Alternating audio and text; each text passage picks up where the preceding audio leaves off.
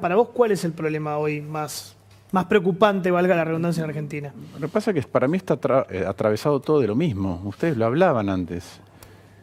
Si nosotros no nos damos cuenta realmente que tenemos un fracaso del Estado de un orden de magnitud que es ya muy difícil de medir, y lo comparás con países que en los últimos 20, 30 años nos empezaron a sacar ventaja y arrancaron de mucho más atrás, por no ir al caso israelí, que no existía hace 80 años. Claro, no existía como Estado. Por eso, entonces, si no arrancamos de eso, es imposible andar haciendo análisis particulares. Es decir, los podemos hacer, podemos ir padeciendo cada uno de estos ítems. Están atravesados todos por lo mismo.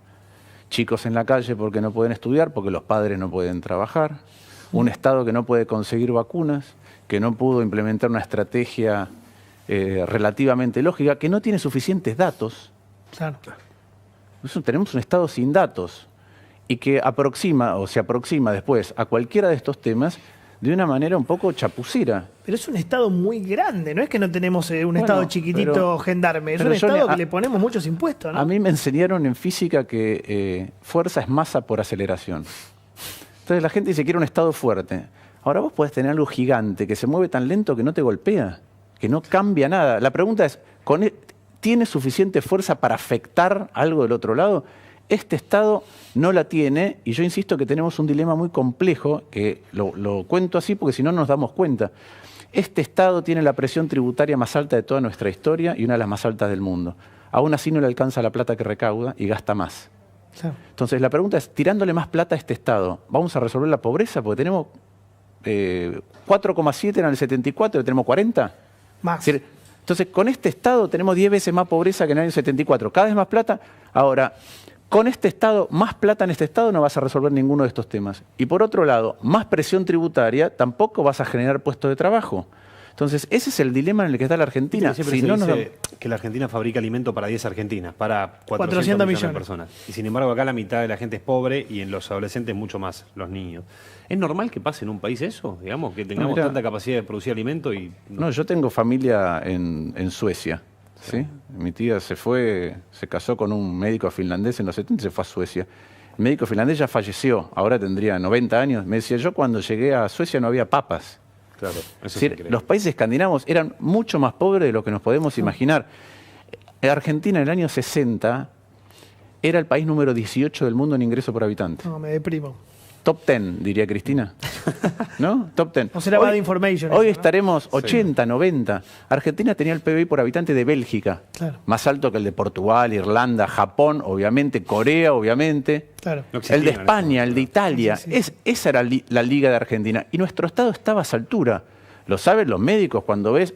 Hoy, cuando hablamos de que no se desborda el sistema sanitario, en gran medida es parte de un Estado que se construyó antes. Argentina sigue teniendo más médicos por habitante que el promedio de Latinoamérica y más camas por habitante que el promedio de Latinoamérica. ¿Por ahora? No, por un Estado que antes fue bueno. Sí, pero la solución sigue siendo la cuarentena más larga del mundo. No hay otra gran idea cuando vos hablás con ellos. Pero es que eso, un Estado que no tiene... A mí siempre me gusta escucharlo a Roberto porque... a pesar de que advierte sobre la gravedad de la situación sanitaria, enumera el resto de las cosas que también son graves. Claro. Entonces vos tenés que lidiar con una situación sanitaria. La pregunta es, ¿cuántos instrumentos tengo en mi caja de herramientas? Ninguno. ¿Por qué? Porque el Estado no tiene nada. Entonces, ¿qué hago?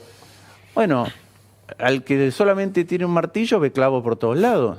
Claro. Tiene un solo instrumento, que es ver cómo cierra, cómo restringe. Y yo estoy de acuerdo, miremos la frontera con Brasil.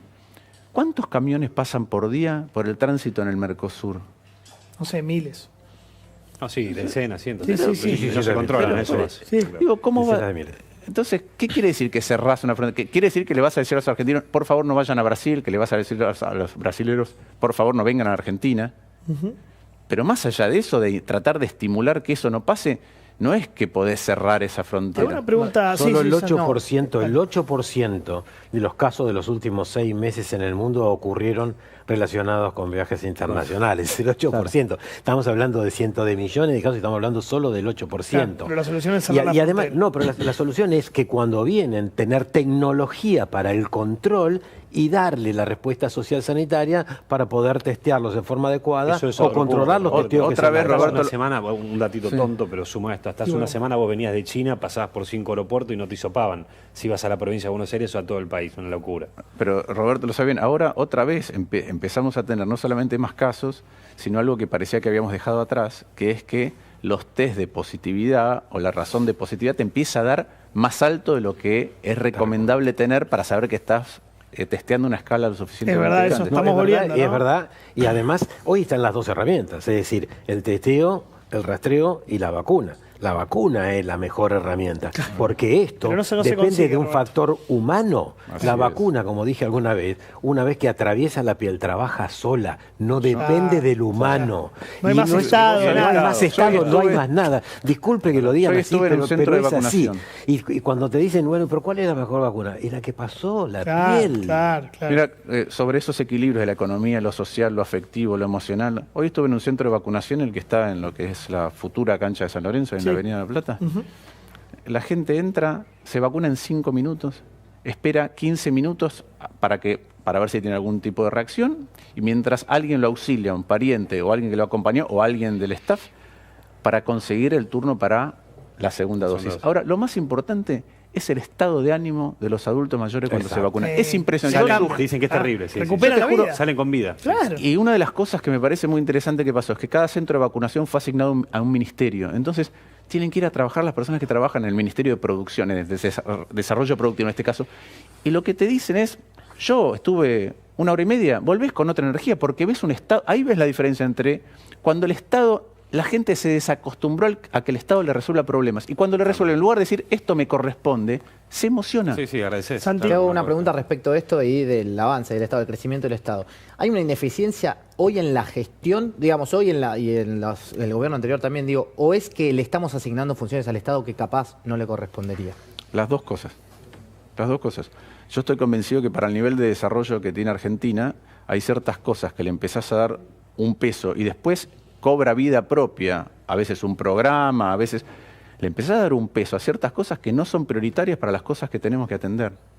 Y la otra es malo gestionando. Es malo gestionando porque no mira cómo resuelve el resto del mundo los problemas, no mira, no usa datos y no prioriza.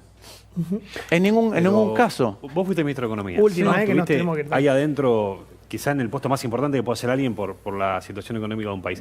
¿No se pueden resolver las cosas desde ahí? ¿Tan difíciles? Sí, bueno, yo me estuve peleando 4 meses enteros con algunas de estas cuestiones. Pero no te estoy criticando. Yo no creo que sea un tema solo del Ministerio de Economía. Para mí, nosotros capacitamos la ley Micaela en cuestiones de violencia de género. Capacitamos, ya no me voy a acordar el nombre, después alguno me criticará, no me acuerdo cómo es la ley de conciencia medioambiental también. Sí. Hay algo que tenemos que capacitar que se llama restricción presupuestaria. Es decir, vos, si estás a cargo, yo en la embajada bajé 35% de los gastos en dólares. Ley Yolanda, me dicen, ¿puede ser? Ley Yolanda. ¿Alguien me estaba mirando si tenía que bajar los gastos? No. ¿Cuál es la explicación? Si uno cada 5 pesos que vos gastás no los tenés y los pedís prestados, los emitís, y tenés 40% de pobres, cualquier cosa que no sirva hoy o mañana a resolver la situación es súper